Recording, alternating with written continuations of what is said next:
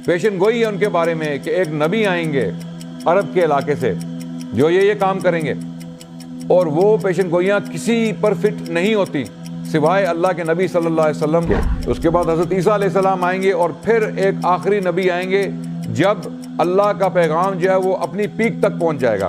یہ لوگ یہود و نصارہ پاتے ہیں اللہ کے نبی محمد صلی اللہ علیہ وسلم کو لکھا ہوا مکتوباً عندہم اپنے ساتھ اپنی کتابوں میں، تورات اور انجیل میں ان کا ذکر ہے۔ یہ دعویٰ کر دیا قرآن نے۔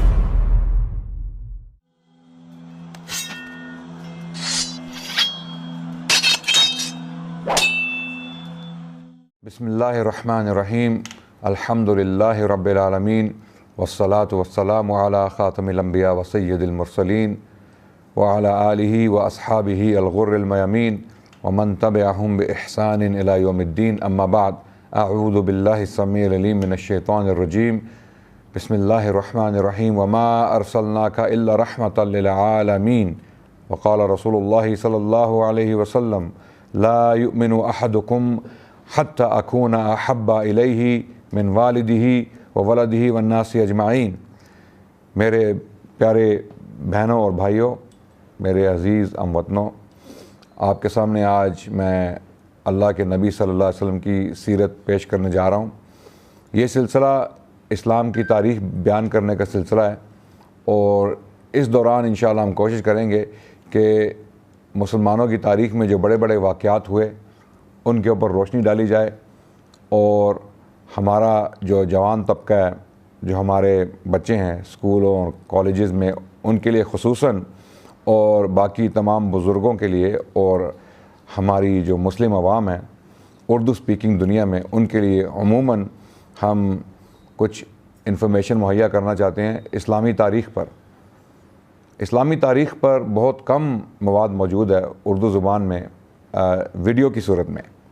کتابیں تو بہت ساری ہیں، اور آج کل کے دور میں سوشل میڈیا کا دور ہے، اس دور میں کتابیں پڑھنا ہر انسان کے بس کی بات نہیں ہے۔ یہ ممکن ہے کہ ہم فیس بک پیجز اور باقی پیجز، انسٹاگرام پیجز، شاید سینکڑوں پیجز پڑھ لیں، لیکن جب کتاب کھولیں گے تو ہمیں نیند آ جائے گی۔ تو اس کا ایک ہمارے پاس سولوشن یہ ہے کہ ہم لوگوں کے لیے آسانی پیدا کر دیں، اور جو مواد کتابوں میں موجود ہے اس کو ویڈیوز کی صورت میں لوگوں تک پہنچائیں انشاءاللہ۔ تو اس سیریز کا مقصد، اس سلسلے کا مقصد یہی ہے کہ اسلام کی تاریخ میں جو بڑے بڑے واقعات ہوئے ہیں، جو ہمارے بڑے بڑے ہیروز ہیں، جو ہمارے بڑے بڑے علماء، خطباء، بلغاء، نبی صلی اللہ علیہ وسلم کی ذات سے لے کر بعد کے لوگ جو آئے، جنہوں نے بڑی بڑی قربانیاں دیں اور اسلام کے لیے بڑے بڑے کام کیے، ان کی تاریخ کو پڑھنا ہمارے لیے بہت ضروری ہے، کیونکہ آج کل ہمارے بچے جو ہیں وہ دوسرے ہیروز سے بہت متاثر ہیں۔ کچھ لوگوں کے ہیروز جو ہیں وہ فٹ بال سٹارز ہیں، کچھ کے میوزک آرٹسٹ ہیں، کچھ کے ایکٹرز ہیں، اور کچھ کے اسپورٹس مین یا اسپورٹس ویمن ہیں۔ تو ہم چاہتے ہیں کہ ہم ایک متبادل رستہ بھی دکھائیں، جو بھولا ہوا رستہ ہے، ہم بھٹکے ہوئے ہیں راہ سے۔ ہم چاہتے ہیں کہ ہم اپنی مسلمان امت کو عموماً، اور ہمارا جو جوان طبقہ ہے اس کو خصوصاً راہ راست دکھائیں، اسلامی تاریخ بیان کر کے ان کے سامنے، تاکہ وہ دیکھیں کہ ہماری تاریخ میں بہت بڑے بڑے ہیرو گزرے ہیں، انہوں نے بڑے بڑے کام کیے ہیں، اور ان کی یہ قربانیاں جو ہم ضائع نہیں کر سکتے۔ تو اس کا ایک طریقہ یہ ہے کہ ہم ان کی قربانیوں کے بارے میں جانیں، اور پھر دیکھیں کہ کیا ان قربانیوں سے ہم آج کے دور میں فائدہ اٹھا سکتے ہیں، کچھ انسپریشن لے سکتے ہیں۔ تو اس سیریز کا، اس سلسلے کا مقصد یہی ہے کہ اسلام کی تاریخ آپ کے سامنے بیان کی جائے، اور یقیناً سب سے پہلے ہم حضرت محمد صلی اللہ علیہ وسلم، خیر البشر، سید الانبیاء، ان کی سیرت سے شروع کریں گے۔ بہت ساری کتابیں بھی لکھی جا چکی ہیں اس موضوع پہ، بہت سارے علماء نے گفتگو بھی کی ہے۔ ہم کوشش کریں گے کہ ہم مختصراً اللہ کے نبی صلی اللہ علیہ وسلم کی سیرت کو بیان کریں شروع میں، اور اس کے بعد انشاءاللہ خلفائے راشدین کی زندگیوں پر روشنی ڈالیں، اور پھر اس کے بعد کے جو تاریخی واقعات ہیں ان کی طرف بڑھتے چلیں، اور جو اسلامی تہذیب ہے جو خلفائے راشدین کے دور کے بعد شروع ہوئی، جو بنو امیہ کا دور ہے، بنو عباس کا دور ہے، یا اس کے بعد کے جو ادوار ہیں ان کے اوپر انشاءاللہ تفصیل سے روشنی ڈالنے کی کوشش کریں گے تاکہ آپ لوگ اسلامی تاریخ سے آگاہ ہو سکیں اور اس سے انسپریشن لے سکیں۔ تو ہم شروع کرتے ہیں اللہ کے نبی صلی اللہ علیہ وسلم کی سیرت سے۔ نبی صلی اللہ علیہ وسلم کی ذات کو جاننا ہمارے لیے کیوں ضروری ہے؟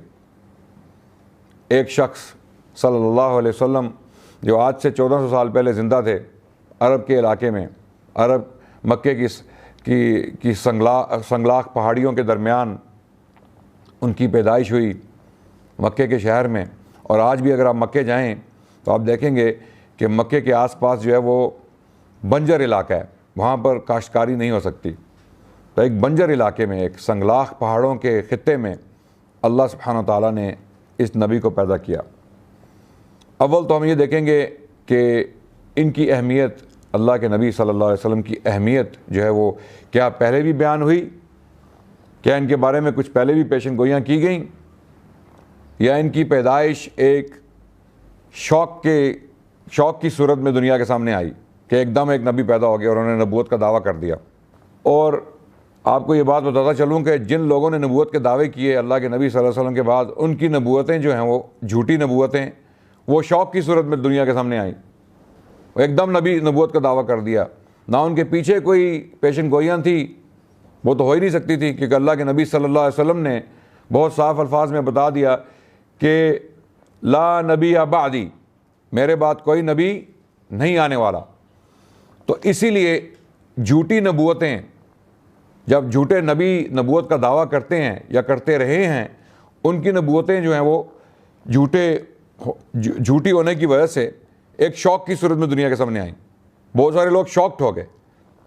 لیکن اللہ کے نبی صلی اللہ علیہ وسلم کی نبوت ایسی نبوت تھی جو سچی نبوت تھی، یقیناً الحمدللہ ہمارا اس پر ایمان ہے، اور اس کے بارے میں بہت ساری پیشن گوئیاں پہلے بھی موجود تھیں جن کی طرف قرآن نے بھی اشارہ کیا۔ یہاں تک قرآن میں کہا گیا اعوذ باللہ من الشیطان الرجیم یعرفونہ کما یعرفون ابناءہم، یہ لوگ یہود و نصارہ اللہ کے نبی کو اس طرح جانتے ہیں جس طرح اپنے بیٹوں کو پہچانتے ہیں۔ تو یہ دعویٰ بہت بڑا دعویٰ تھا، اور یہ سورہ اعراف میں آیت نمبر 157 میں اللہ سبحانہ تعالیٰ نے یہ دعویٰ کیا، قرآن نازل کیا، اور قرآن میں اللہ نے یہ فرمایا اعوذ باللہ من الشیطان الرجیم بسم اللہ الرحمن الرحیم یجدونہ مکتوبا عندہم فی التوراۃ والانجیل، یہ لوگ یہود و نصارہ پاتے ہیں اللہ کے نبی محمد صلی اللہ علیہ وسلم کو لکھا ہوا مکتوباً عندہم، اپنے ساتھ اپنی کتابوں میں، تورات اور انجیل میں ان کا ذکر ہے۔ یہ دعویٰ کر دیا قرآن نے۔ تو یہ دعویٰ جو اللہ کے نبی صلی اللہ علیہ وسلم نے نبوت کا کیا، یہ کوئی اپنی سوچ کے مطابق نہیں کیا، یہ اللہ نے ان کے اوپر وحی نازل کی اور ان کو بتایا کہ آپ اللہ کے نبی ہیں۔ اور اسی لیے ہم نے یہ دیکھنا ہے کہ کیا اللہ کے نبی محمد صلی اللہ علیہ وسلم کے بارے میں پیشن گوئیاں ہیں، اور بہت ساری ہیں۔ مثال کے طور پہ اگر آپ آج بھی جس کو ہم بائبل کہتے ہیں، کتاب مقدس، مسیحیوں کے ہاں اس کتاب کا نام ہے کتاب مقدس، اور ہمارا مسلمان ہونے کی حیثیت سے یہ عقیدہ ہے، بلکہ ہم مانتے ہیں، ہمارے اکثر علماء اس بات سے اتفاق کرتے ہیں کہ بائبل یا کتاب مقدس عہد قدیم اور عہد جدید، بائبل کے دو حصے ہیں، کتاب مقدس کے دو حصے ہیں۔ عہد قدیم جو ہے وہ یہودیوں کی کتابوں پر مبنی ہے، اور عہد جدید جو ہے وہ عیسائی یا مسیحی یہ دعویٰ کرتے ہیں کہ یہ کتابیں حضرت عیسیٰ علیہ السلام کے بارے میں جو مرتب کی گئیں بعد کے دور میں، حضرت عیسیٰ کے آنے کے بعد کچھ لوگوں نے ان کے بارے میں انفارمیشن اکٹھی کی اور کتابیں لکھی، تو اس کو عہد جدید کے نام سے پیش کیا گیا، اور اس کو بعد میں صحیفوں کا، خدائی صحیفوں کا، وحی کا درجہ دے کے بائبل کے ساتھ ملا کے، یعنی عہد قدیم کے ساتھ ملا کے مسیحیوں کے لیے جو ہے کتاب مقدس جو ہے وہ پیش کی گئی۔ تو اس کے دو حصے ہیں، دونوں حصوں میں ایک آنے والے نبی کی پیشن گوئی کی گئی ہے۔ تو ہمارا عقیدہ یہ کہ کچھ چیزیں، کچھ انفارمیشن ایسی ہے ان کتابوں میں جو سچی ہے، جو وحی پر مبنی ہے۔ یقیناً انبیاء نے وہ انفارمیشن جو ہے وہ دی تھی لوگوں کو، اور وہ کسی صورت میں بچا کر ان صحیفوں تک پہنچ گئی۔ لیکن جو زبان ہے ہمارے پاس، جس زبان میں ہمیں یہ صحیفے ملتے ہیں، جو سب سے قدیم زبانیں ہیں، وہ عبرانی زبان ہے عہد قدیم کے لیے اور یونانی زبان ہے عہد جدید کے لیے. دونوں زبانیں انبیاء کی بولی نہیں تھیں، اور اسی لیے ہم کہتے ہیں کہ قرآن اللہ کی خالص کتاب ہے. قرآن عربی زبان میں ہے، اور یہ وہی عربی زبان ہے جس میں اللہ سبحانہ و تعالیٰ نے اس کتاب کو نازل کیا. یہ وہی الفاظ ہیں جو اللہ کا کلام ہے، جو جبرائیل علیہ السلام لے کر آئے، اور اللہ کے نبی صلی اللہ علیہ وسلم نے ان سے یہ الفاظ حاصل کیے وحی کی صورت میں اور پھر امت تک پہنچائے. یہ وہی الفاظ ہیں جو اللہ نے نازل کیے ہیں. تو ہم کانفیڈنس کے ساتھ قرآن کو پڑھ سکتے ہیں کہ یہ وہی الفاظ ہیں جو اللہ سبحانہ و تعالیٰ نے بیان کیے. یہ دعویٰ عہد قدیم اور عہد جدید کے بارے میں نہیں کیا جا سکتا. انفارمیشن ہے جو وہی پر مبنی ہے، جو اپنی تبدیل شدہ حالت میں موجود ہے، لیکن تمام کے تمام صحیفے یہودیوں اور نصرانیوں کے وہ اپنی اصلی حالت میں نہیں ہیں، کیونکہ گریک زبان، یونانی زبان جو ہے وہ حضرت عیسیٰ علیہ السلام کی زبان نہیں تھی. تو ہمارے پاس جو قدیم تر انفارمیشن حضرت عیسیٰ علیہ السلام کے بارے میں موجود ہے وہ یونانی زبان میں ہے. تو اب میرا یہ بات کرنے کا مقصد کیا ہے؟ مقصد یہ ہے کہ تبدیل شدہ حالت میں بھی عہد قدیم میں اور عہد جدید میں کچھ ایسی انفارمیشن موجود ہے جو اوریجنلی اصلاً انبیاء سے آئی اور ترجمے کی صورت میں آگے تک جو ہے منتقل ہوئی، اور وہ اب تک موجود ہے، ہم تک پہنچ چکی ہے. تو یہ کون سی انفارمیشن جس کی طرف میں اشارہ کر رہا ہوں؟ بہت ساری انفارمیشن ہے، بہت ساری ٹیچنگز ہیں، بہت ساری تعلیمات ہیں عہد قدیم اور عہد جدید میں. جو کتاب مقدس ہے یہودیوں اور نصرانیوں کی، اس میں ایسی تعلیمات موجود ہیں جو بالکل اسلام کے ساتھ مماثلت رکھتی ہیں، اسلام سے ملتی ہیں. ان میں وہ تعلیمات بھی ہیں جو ایک نبی کی پیشن گوئی کر رہی ہیں، ایک آنے والے نبی کی پیشن گوئی کر رہی ہیں. مثال کے طور پہ ڈیٹرونمی، دا بک آف ڈیٹرونمی، تثنیہ کی کتاب، اس میں باب نمبر 33 آیت نمبر 2 میں 3 لوکیشن کا ذکر کیا گیا ہے. ایک لوکیشن ہے سائنائے، سینا کا پہاڑ جو مصر میں ہے. دوسری لوکیشن جو ہے وہ سعیر کا پہاڑی سلسلہ ہے جو فلسطین میں ہے. اور تیسری لوکیشن ہے فاران، جس کا ذکر کیا گیا ہے اس آیت میں، تثنیہ کی کتاب ڈیٹرونمی 33:2 باب نمبر 33 آیت نمبر 2. اس میں ذکر کی گیا 3 لوکیشنز کا. تو یہاں پر 3 لوکیشنز جو بیان کی گئیں، ان میں آپ اگر دیکھیں، غور کریں، تو سب سے پہلے تو سینا کا پہاڑ، طور سینا جس کو ہم کہتے ہیں، جس کا ذکر قرآن میں بھی آیا ہے، اس کا تعلق حضرت موسیٰ علیہ السلام کی لیگیسی سے ہے. پھر اس کے بعد دوسری لوکیشن جو ہے وہ سعیر کا پہاڑی سلسلہ فلسطین میں، اس کا تعلق حضرت عیسیٰ علیہ السلام کے مشن سے ہے. اور تیسری لوکیشن فاران جو ہے وہ کہاں پر ہے؟ یہ سوال اٹھتا ہے کہ وہ کہاں پر ہے. فاران وہی خطہ ہے، وہی پہاڑی سلسلہ ہے جہاں پر مکہ کا شہر ہے، اور اس کی طرف اشارہ جو ہے وہ کتاب مقدس کی پہلی کتاب جینیسس میں بھی ہوتا ہے، جہاں پر حضرت ابراہیم علیہ السلام کا واقعہ موجود ہے. باب نمبر 21 میں بتایا گیا کہ حضرت ابراہیم علیہ السلام نے حضرت اسماعیل علیہ السلام کو ان کی والدہ سمیت جو ہے اس فاران کے خطے میں لا کر چھوڑ دیا. اور یہ وادی کون سی وادی ہے؟ یہ مکے کی وادی ہے، جہاں پر چاہے زمزم کا کنواں جو ہے وہ بن گیا. ایک معجزے کے طور پر اللہ سبحانہ و تعالیٰ نے یہ کنواں بنا دیا. تو یہ ساری پیشن گوئیاں موجود ہیں. لیکن فاران کے علاقے کا ذکر کرنے کا مقصد کیا ہے؟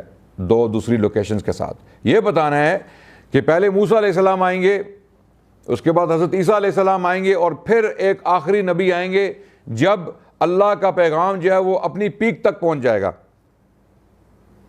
اور اگر جب آپ الفاظ پر غور کریں گے، تثنیہ کے الفاظ پر، اس آیت میں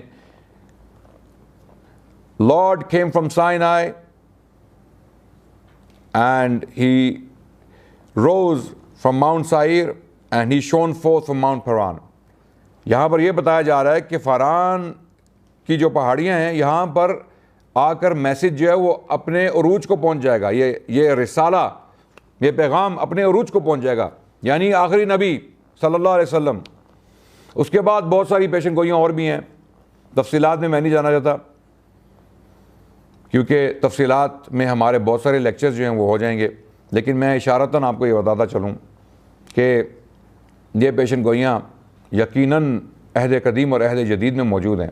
پھر اشیاء ایک نبی تھے آئزایا کے نام سے، عربی میں اور اردو میں ان کو اشیاء کہا جائے گا، الف شین عین یہ الف اشیاء۔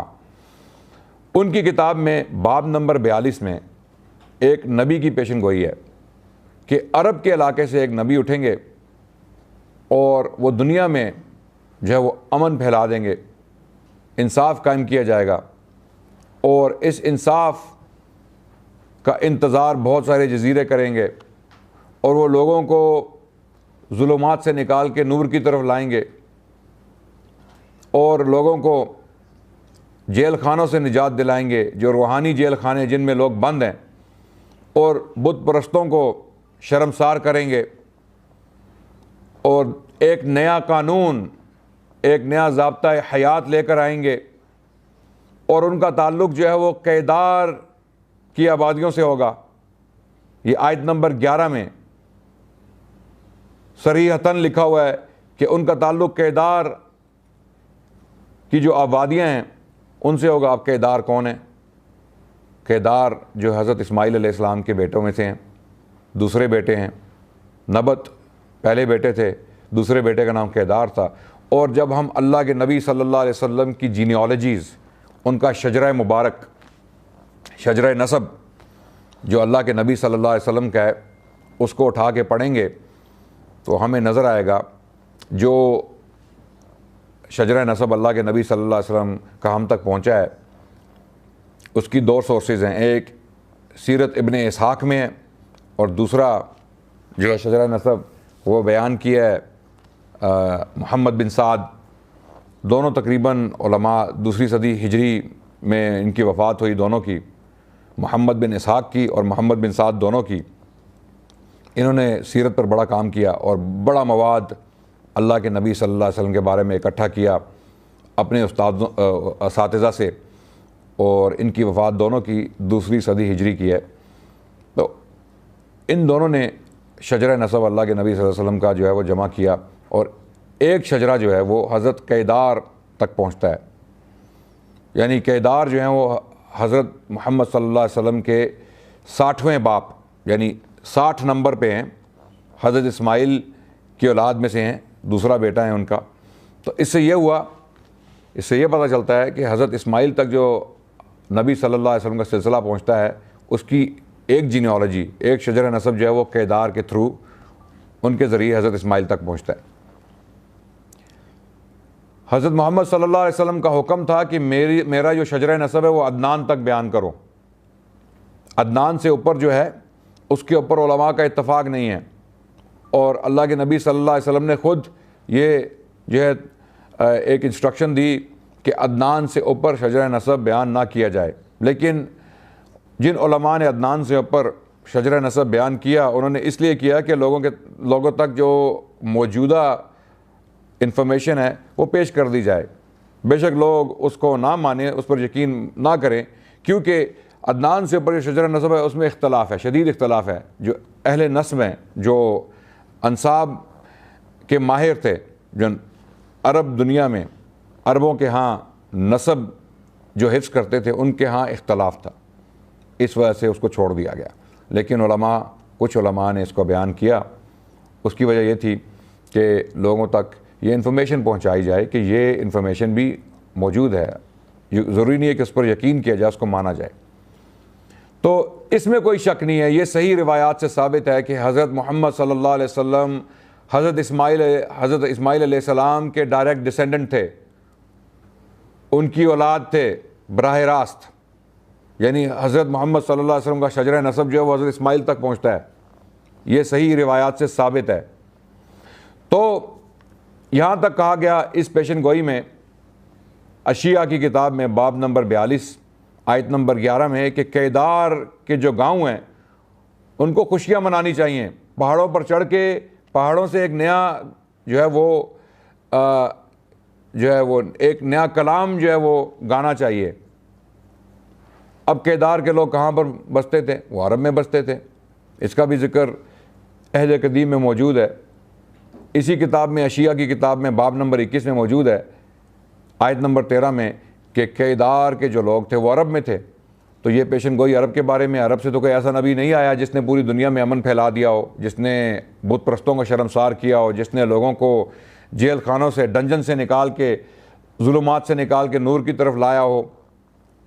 تو ایسا تو کوئی نبی نہیں آیا عرب سے سوائے اللہ کے نبی صلی اللہ علیہ وسلم محمد رسول اللہ کے۔ اور ان کے بارے میں جو نشانیاں بیان کی گئی ہیں اس باب میں، باب نمبر 42 میں، اشیاء کی کتاب میں، آپ خود اگر پڑھیں گے تو آپ حیران ہو جائیں گے کہ ان نشانیوں کو پڑھنے کے باوجود یہود و نصارہ اللہ کے نبی صلی اللہ علیہ وسلم کا انکار کس طرح کر سکتے ہیں؟ یہ ایک ڈائریکٹ پیشن گوئی ہے ان کے بارے میں کہ ایک نبی آئیں گے عرب کے علاقے سے جو یہ کام کریں گے، اور وہ پیشن گوئیاں کسی پر فٹ نہیں ہوتی سوائے اللہ کے نبی صلی اللہ علیہ وسلم کے۔ تو اسی لیے یہ اللہ نے دعویٰ کیا قرآن میں کہ ان کے پاس پیشن گوئیاں ہیں جہاں پر اللہ کے نبی کا ذکر ہے، اور بہت ساری تفصیلات ہیں، بہت ساری پیشن گوئیاں ہیں۔ اس کے اوپر میں خود ایک ٹیم کے ساتھ کام کر رہا ہوں اسی موضوع پر، اور ہم نے ایک کتاب مرتب کی ہے، اس کا ٹائٹل ہے ابراہیم فلفلڈ، یعنی ابراہیم کی تکمیل ابراہیم علیہ السلام۔ اس کتاب میں ہم نے وہ سارے دلائل دیے ہیں عہد قدیم اور عہد جدید سے جو اللہ کے نبی صلی اللہ علیہ وسلم کی طرف اشارہ کرتے ہیں، جو پیشن گوئیاں اللہ کے نبی صلی اللہ علیہ وسلم کے بارے میں ہیں۔ نئی ریسرچ کو سامنے رکھتے ہوئے ہم نے یہ کتاب مرتب کی ہے۔ اس کے 3 مصنف ہیں بشمول میرے اس عاجز کے، اور انشاءاللہ یہ کتاب انگلش میں پبلش ہو جائے گی بہت جلد، اور اس کے بعد انشاءاللہ ہم کوشش کریں گے کہ اس کا اردو اور عربی میں بھی ترجمہ کیا جائے۔ تفصیلات اس کتاب میں آپ کو ملیں گی انشاءاللہ۔ آگے چلوں، عہد جدید میں بھی جو انفارمیشن حضرت عیسیٰ علیہ السلام کی طرف منسوب کی گئی، بعد کے لوگوں نے جو کتابیں لکھی ان کے بارے میں، اور پھر کچھ انفارمیشن حضرت عیسیٰ علیہ السلام کی طرف منسوب کی گئی کہ یہ حضرت عیسیٰ علیہ السلام کا کلام ہے، اس میں بھی یوحنا کی انجیل میں پیشن گوئیاں ہیں کہ حضرت عیسیٰ علیہ السلام نے فرمایا کہ بہت ساری چیزیں جو میں تمہیں بتانا چاہتا ہوں لیکن ابھی وقت نہیں آیا، میرے بعد ایک سچی روح آئے گی، وہ تم سب کو یہ چیزیں بتائے گی، وہ پیشن گوئیاں کرے گی، وہ میرے بارے میں اچھی باتیں کہیں گے اور میرے کام کی تکمیل ہوگی۔ تو یہ کون تھے؟ حضرت عیسیٰ کا مشن اس کا مطلب ہے پورا نہیں ہوا علیہ السلام، انہوں نے پیشن گوئی کی کہ میرے بعد بھی کوئی آئے گا جس نے آ کے یہ کام پورا کرنا ہے۔ اب مسیح جو ہے وہ بضد ہیں کہ یہ روح القدس کے بارے میں کہا جا رہا ہے، لیکن روح القدس تو آلریڈی موجود تھی، کتاب یوحنا میں اس کا ذکر ہے کہ روح القدس جو ہے وہ آ چکی تھی جب حضرت عیسیٰ علیہ السلام کو دریائے اردن میں یحییٰ علیہ السلام نے ایک ڈبکی دی جس کو بیپٹزم کہا جاتا ہے، تو اس وقت آسمان سے فاختہ کی صورت میں روح القدس کا نزول ہوا۔ تو حضرت عیسیٰ تو کسی اور روح کی بات کر رہے ہیں، یہ کسی اور کے بارے میں پیشن گوئی ہے، اور اس کی تفصیلات انشاءاللہ دوبارہ آپ کو اس کتاب میں ملیں۔